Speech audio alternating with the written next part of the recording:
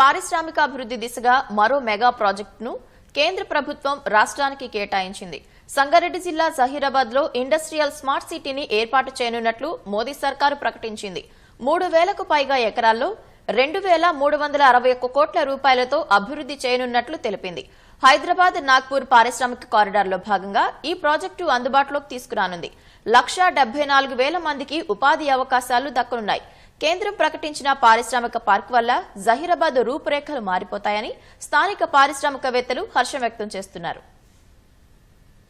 సంగారెడ్డి జిల్లా జహీరాబాద్ లో పారిశ్రామిక నగరం అభివృద్ధికి కేంద్ర ప్రభుత్వం పచ్చజెండా ఊపింది. హైదరాబాద్ నాగ్పూర్ పారిశ్రామిక కారిడార్ లో భాగంగా జహీరాబాద్ కు 9 కిలోమీటర్ల దూరంలో 3,245 ఎకరాల్లో 2,361 కోట్లతో గ్రీన్ ఫీల్డ్ పారిశ్రామిక నగరాన్ని అభివృద్ధి చేయనున్నారు. ఈ మెగా ప్రాజెక్టు ద్వారా 174,000 మందికి ఉపాధి లభించనుందని కేంద్రం ప్రకటించింది. ఆటో